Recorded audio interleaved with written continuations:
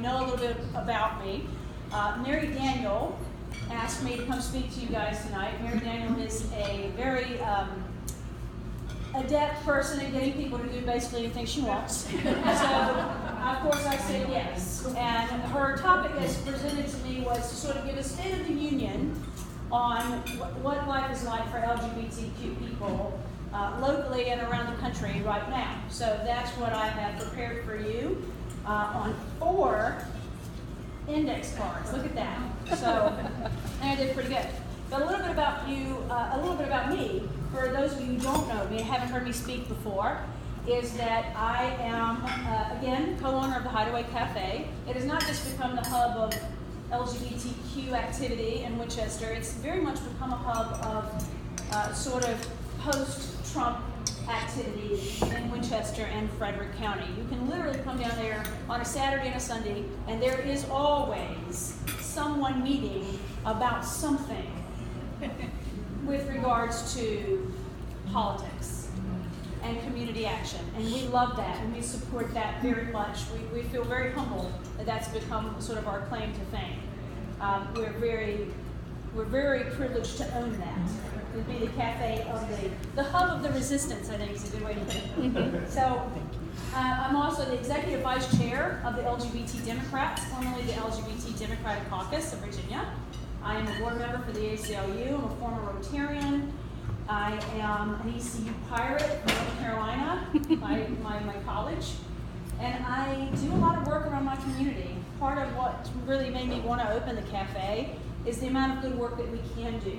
In just over a year, we have been able to donate over $5,000 back to local community causes, which, let me tell you about the margins on a cup of coffee. That's a quarter at a time that we made that money. And it has a lot to do with our patrons supporting those causes and feeling passionate about the things that we feel passionate about as well. So we're really proud of that. That is me in a nutshell. Currently, looking back, I've been an activist for LGBT causes since I was 20 years old. I came out to my mother, much to her vehement dismay, right after Matthew Shepard was murdered, and I came out in a college class when I was in college, after a fellow student stated that she believed that the Bible says we should stone people who are gay, and she felt very strongly about that. So I came out and invited her to do that, sort of, let's go outside situation. And I was in the state newspaper the next day, and everything went to hell after that for a while.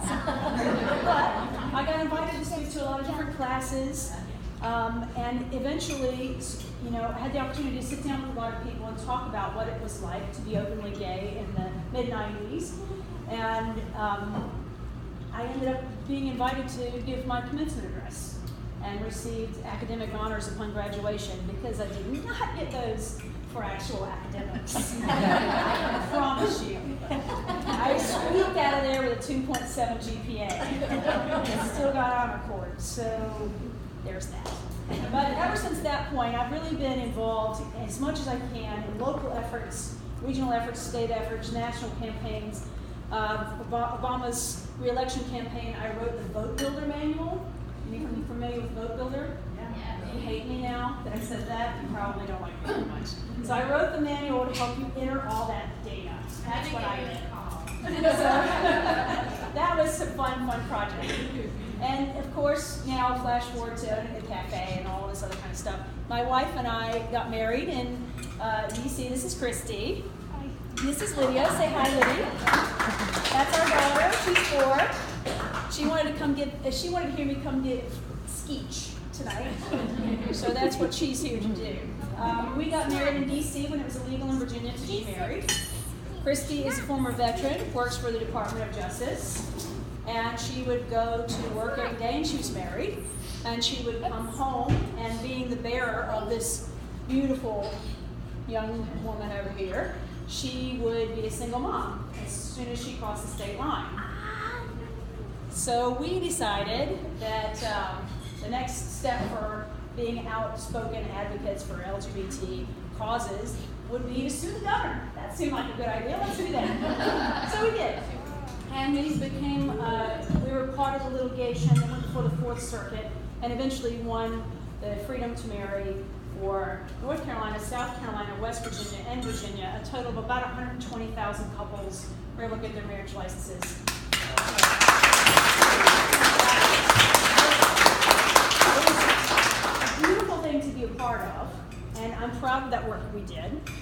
But I have to tell you that it is such a slither what actually needs to happen in this country to protect LGBTQ people. And it was, the problem with marriage equality work is that marriage equality is generally pretty easy for people to support, because you can use the argument of, they're just like us, they want family, they want to protect their daughter. But the things that are a little harder for people to support are actually way more important than marriage equality. And that's what I want to talk about now, because we are under our biggest threat that we have been in years currently, and we definitely need the help of as many allies as we can get. So in order to talk about where we are currently, I'm going to spend a minute and a half rattling off some very impressive things that have happened in 8 years, in case anyone needs a review. President Barack Obama, in 2009, signed federal hate crime legislation to supersede, to supersede any state that did not have hate crime legislation on the books. That is a big deal. He did that in 2009, early on. He rescinded Don't Ask, Don't Tell. He appointed multiple LGBTQ ambassadors and officials. He issued a memo instructing officials to consider LGBTQ status when reviewing applications for asylum. That's a big deal, guys. That's happening already again right now. We have people that are trying to come here from countries where they can be executed, and that legislative memo just poof, is gone now.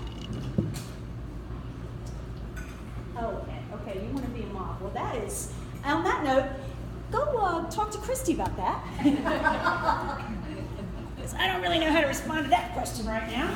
And I've been alone for 14 years. So, Obama's Supreme Court nominees tipped the balance when it came to marriage equality case that went before the Supreme Court, and then he lit up the White House in rainbow colors. We're pretty excited about that too. He banned LGBTQ discrimination on federal contractors. He created a new position, the U.S. Envoy for Human Rights of LGBTQI persons. He even challenged a world leader. Imagine our current president doing this right now. He challenged a world leader to his face about his country's discrimination against LGBTQ people in Kenya. To his face at a joint press conference. He never missed a Pride Month. He never missed a World AIDS Day. He issued a directive to protect trans students. He led the nation as it mourned cults. He named the first openly gay head of the Army. And he made Stonewall, the place where the LGBTQ movement really got momentum, a national monument. That's pretty impressive in 8 years. That's a hell of a lot of progress in 8 years. Now, let's talk about what's happened in 88 days. 8 years, 88 days. In 88 days, we're moving towards the coveted 100 days in office mark, where you really get to know what the next 4 years is going to be like. And despite promises that Trump made in his acceptance speech, remember those empty promises, in March he revoked that order protecting LGBTQ workers. That was right off the bat. 5 days ago, he wants to replace that openly gay head of the Army with Tennessee's most anti-LGBTQ legislator, who's not even qualified for that position, mind you. He's expressed support for HB 2, which is the law in North Carolina that's cost them billions of dollars and greatly disrupted the lives of many trans people down there. He's rescinded that guidance, which we're going to talk about in detail for a minute, regarding the protection of trans people at schools. He consistently has indicated that he opposes marriage equality. He just rammed a Supreme Court justice down our throat, effectively ensuring that this moment in history will be the point where we all get the chance to say, have we lost our democracy or what? He stole the Supreme Court seat from one presidency to another. And here we're in serious trouble, guys. Every cabinet pick he's picked. Sessions voted against hate crime legislation. His CIA director is on record as being opposed to any legal recognition of our marriage. Betsy DeVos and her family have given hundreds of thousands of dollars to focus on the family, which, make no mistake, is a hate group. His Health and Human Services Secretary wants to remove all protections for trans people. His Chief of Staff wants businesses to be able to turn away LGBTQ clients. I could go on, but let's just talk about Mike Pence. He wasn't even elected yet, and he chose the single most anti-LGBTQ person in the country to be on his ticket. Not only does he believe in this religious freedom bill, not only does he think businesses should be able to turn away LGBT people, but he also believes that conversion therapy is a gift from God. And for those of you who don't know what conversion therapy is, that's where you take someone who's under the age of 18 and you submit them to psychological and sometimes physical torture to try to change their sexuality or their gender identity. And in many cases, the person goes on to commit suicide or have a lifetime of mental illness following that. That's the vice president of this country, following 8 years of progress over there. So guys, we're scared. It's that's a big deal to have happened in 88 days. And you think about right after the election, we kept hearing this thing happening at the cafe where the people came downstairs and they said, it's not a big deal. We survived Reagan, it's not a big deal. An awful lot of LGBT people didn't survive Reagan, guys. That's why when you see people who are leading LGBT movements, that's why they're lesbians. Because the gay men didn't make it. The Reagan administration ignored the HIV crisis the whole time. So we're scared again because we're desperate to not be ignored. We're desperate for these things to not be ignored all over again. And right after he was elected, as proof of how scared we are, the Trevor Project, which is a national suicide hotline for persons who are LGBTQ identified and under the age of 18, right after they reported a 30% increase in calls to the suicide hotline. Like not within 48 hours. He hadn't even done anything. That's unimaginable. Also within 48 hours, and my daughter's left the room, so I feel comfortable actually using the language that they used in this hate crime. A couple of people in Florida pulled a 75-year-old man out of his car, because he was gay identified in their community, pulled him out of his car, put him on the pavement, beat him and kicked him, and said to him, the new president said that we can kill all of you faggots now. 75 years old. In 48 hours of an election. And locally, I don't know about you guys, but I'm seeing a heck of a lot more Confederate flags than I've ever seen living here in 8 years. They're all of a sudden all over the place. So I think it's very founded to be scared. And for those of you who've heard me talk before Trump's election, my message has always been very flowery.